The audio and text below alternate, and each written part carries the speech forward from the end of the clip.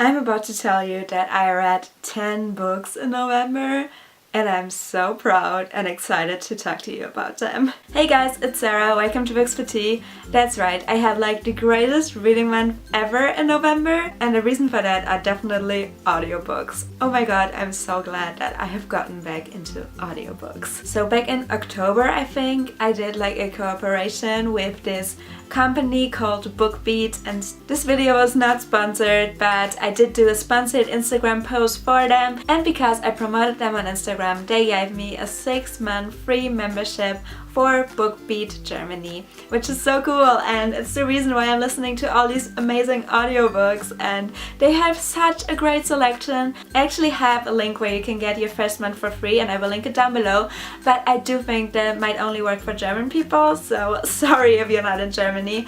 However, I just love them, and that's honestly the reason that I read so many books. I read a really big variety of stuff in November, but let's get right into it because I have a lot of books to talk about. The first book that I finished last month was one that I actually started at like the 10th of September, so forever ago, and I kind of just put it down for a while, but I decided to finally finish it at the beginning of the month, and that was The Snow Spider by Jenny Nimmo in the German edition. This is a super short middle grade book, and I love Jenny Nimmo. She also did the, I think, Children of the Red King series about the character Charlie Bone, which is such a childhood favorite of mine and a series I definitely want to reread. This was also a series that I read as a kid because it's written by the same author, and it is about this boy who lives in Wales, and he finds out that there are generations of wizards in his family and he might just be one of them. And then he finds the silver spider that basically has magic powers, and his sister was lost years before and he's trying to find her again. And this is the first book in the trilogy, I believe. I read it, but I really didn't like it. I don't know what it was. I didn't like the writing style. I thought it was really boring and I just didn't like it. And I rated it 2 stars in the end. The next book I read was The Rest of Us Just Live Here by Patrick Ness. This was my first ever Patrick Ness book, and I thought that it was pretty good, but I didn't love it. So this book is supposed to be a bit of a parody on the whole chosen one trope. So it's about the fact that in like fantasy book, especially urban fantasy, there's always the chosen ones who have to save the day, and then it's just the other people, the rest of the people who have to live in that world where suddenly there's vampires who attack humanity or something like that, and this follows the other ones, the rest of them. What I really liked was the representation of mental health. We followed a boy who had anxiety and OCD, and I really enjoyed that. Other than that, the plot was a bit strange to me and I didn't really like it. I didn't really connect with a lot of the characters. So who I really liked in this book was the protagonist's best friend Jared. But he was awesome, but other than that I didn't really love the characters, and overall it was like a 3.5 out of 5-star read, but I'm definitely glad to have given it a chance, and I still want to read more of Patrick Ness. The next book that I read was Jetzt Baby by Julia Engelmann. This is a German slam poetry collection, and I listened to this on audiobook. It's read by the author, which is just the best way to consume slam poetry in my opinion.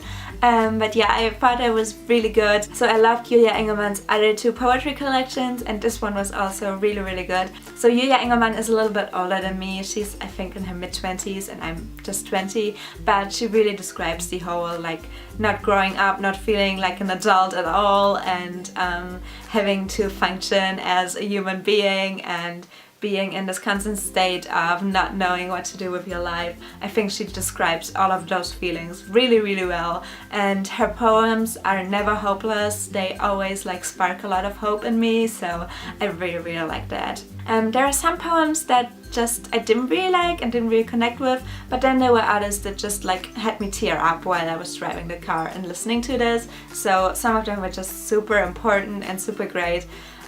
So overall I gave this 4 out of 5 stars and really enjoyed it. I think I will keep reading or keep listening to all of her poetry collections whenever she will come out with a new one, because I always really like them and always seem to get something new out of them. The next audiobook I listened to was actually a short story, and it's called The Arrangement by Chimamanda Ngozi Adichie, and I really like that author. I've read We Should All Be Feminists and Dear Ijawele by her, and I really enjoyed both of those. But this one was super weird. It was a short story about Donald Trump's wife, and I just followed her for like a day before the election when she was like thinking about Donald Trump becoming president and that she wouldn't really like it, and I just don't know. I mean, this was published before Donald Trump actually won, which I still don't get what America did to do that, but yeah, okay. So maybe it just has to do with me not being an American, so I don't get it, but a lot of people said it's a really good short story and that there's like a lot of meaning behind it, and I just didn't see it. I gave it 2 stars and didn't really take anything away from it, so yeah, that's that. The next audiobook I listened to was George by Alex Gino, and I had been looking forward to reading this for so long, and then I saw that it's one of the audiobooks available to me, so I really had to try it. It's also pretty short because it is a middle grade. And this is about a trans girl whose birth name is George, and she knows that she's a girl, but she hasn't really come out to anyone. She hasn't told anyone that she feels like she's a girl, and she's a really young girl. She's in primary school, and her school wants to do a play on Charlotte's Web, which is her favorite book, and she really wants to play Charlotte. However, the rules are that the boys are only allowed to be Wilbur, or one of the guy characters, and Charlotte has to be played by a girl.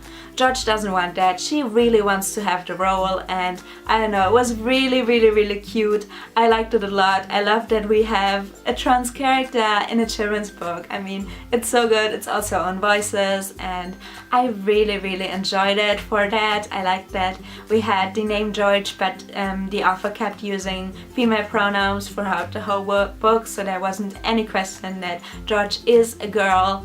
And it was really beautiful, and overall I rate this book 4 out of 5 stars and would definitely recommend people to read it. Would definitely want to pass it on to children because I think that it's one of the most important books for children out there. The next book I read is one that I can actually hold up because I own a physical copy of it, though I have also listened to this mostly on audiobook, and that is Turtles All the Way Down by John Green. I was so excited for this. It was one of my most anticipated releases of the whole year because John Green is one of my favorite authors, and as you might know, he hasn't come out with a new book since 2012, which was The Fault in Our Stars, which blew up, which was awesome. One of my favorite books of all time. I was so obsessed with it when I was younger, and I got to meet John Green in 2012, and it was just so great.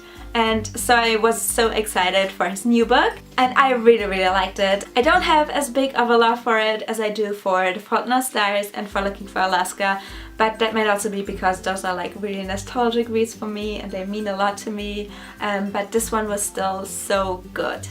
This book is actually on Voices because it deals with a main character who has OCD, and John Green has OCD himself. So in my opinion, this is mainly a book about mental health. So this is also the story of a billionaire who goes missing, and I think $10,000 or $100,000 are the reward for anyone who finds him or has like any valuable hints for the police to find him. So our main character Asa and her best friend Daisy go out to try and find him, and Asa actually used to be friends with the son of the billionaire, so they reconnect and get to know each other better. However, this to me was not the most important part of the book. The important part in here is really Asa. It's Asa versus her own mind, it's Asa versus her intrusive thoughts, versus her thought spirals, and versus her mental illness basically. I think that this dealt with mental illness with OCD so very well. I learned so much while reading it.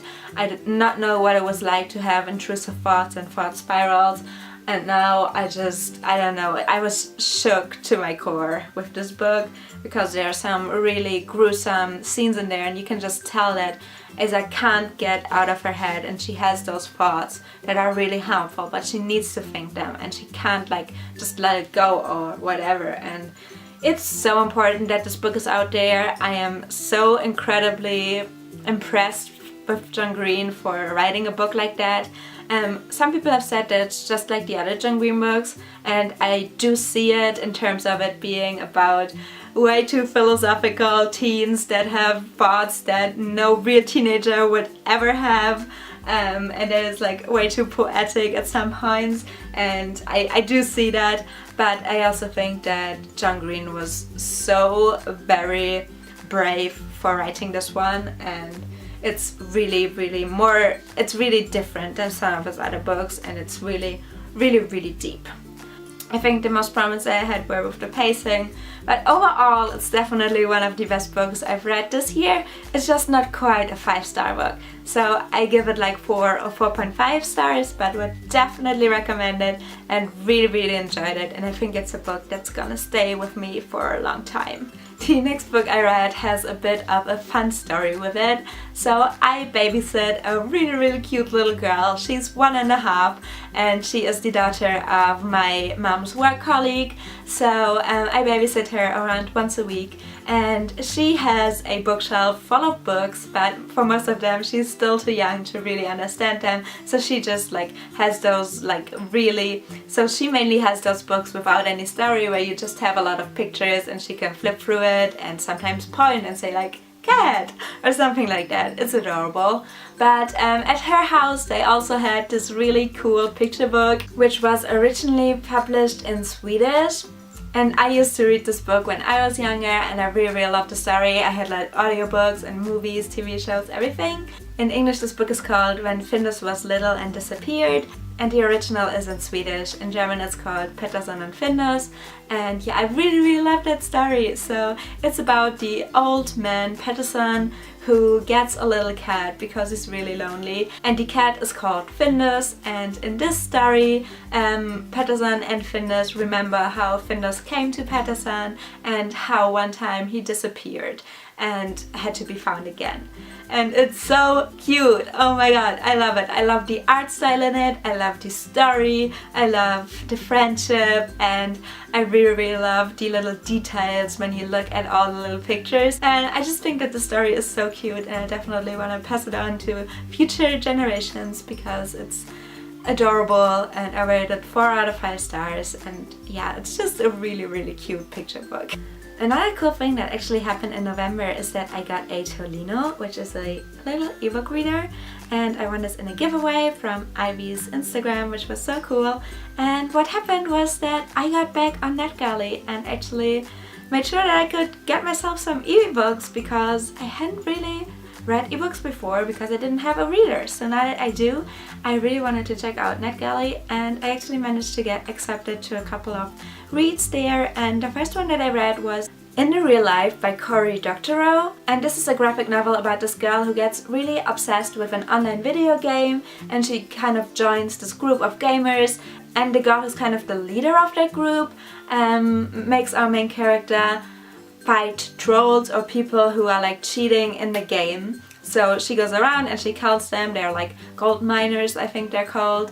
And then she actually starts talking with this one boy who is a gold miner, and he lives in Japan, and this is his job because he can't really afford to do anything else, and so she kind of gets in contact with him. Obviously I only read this on my e-reader and not in like physical form, so it was black and white, and I didn't really see the art style as well, but I did really like how it was drawn, and I really liked the art style in general.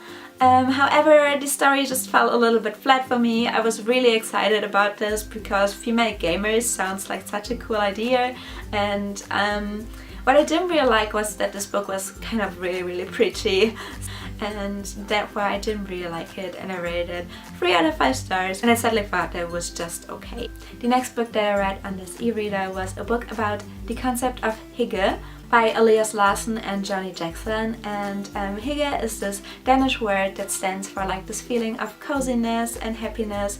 And in this book they were talking about how you can bring hygge into your life, how you can have some cool recipes or some nice pieces of decoration in your home that will make you feel more cozy, or how you can listen to a special music that might make you feel hygge and stuff like that. It was pretty cute, and this definitely works better as a physical book because then there's all the beautiful pictures that I didn't really get to appreciate all that much. I mean, I found a couple of cool ideas in this, something that I might do in terms of crafting or baking, but overall I didn't love it. I gave it 3 out of 5 stars and thought that it was just okay.